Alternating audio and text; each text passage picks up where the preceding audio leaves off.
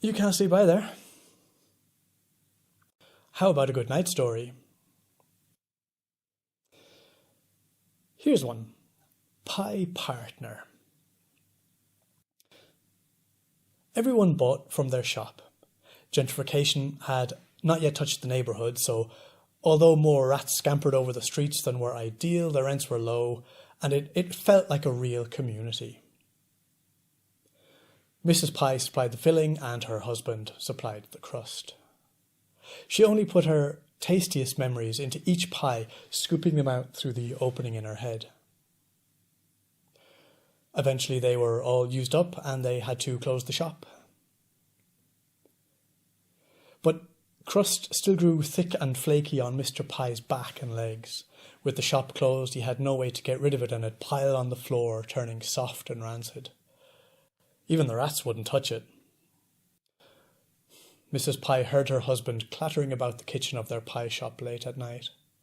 He needed to bake.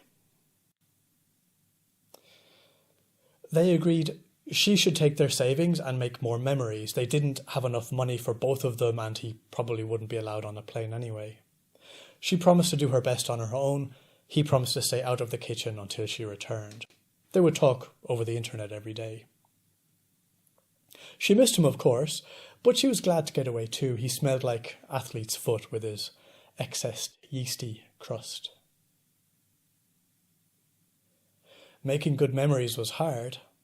She made lots of love to lots of people, took up horse riding improv class.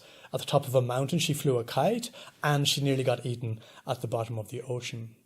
She even wrote a song good enough to be played on the radio. But whenever they spoke on the phone, Mr. Pie looked worse and she couldn't enjoy herself, wondering what would happen to him on his own. All the memories she made were bitter from worry. When she flew home, Mr. Pie was mostly crust. Only a spark of the man she had married remained in his eyes. She plucked out the flickering thought, not quite a memory, she had used that up back when they first opened the bakery, but the thought of Mr. Pie looking proud and red-cheeked in his black wedding suit, and laid it in the centre of a dusty pie tin. Mr. Pie added crust, too much, but never mind, and they ate it themselves. It did not taste delicious. The mass of flaky dough overpowered the tiny morsel of pale filling, and it would have been too bitter and salty anyway. Still. Afterwards, Mrs. Pie lay in Mr. Pie's arms on the checkered black and white tiles of the bakery's kitchen floor. They slept. Maybe for a little while, or maybe for a long time. Some even say the rats stayed away and they are sleeping there still. Though with all the changes to the neighbourhood since investors started pouring money in, nobody can check because nobody quite remembers where their shop is anymore. Ooh. All right.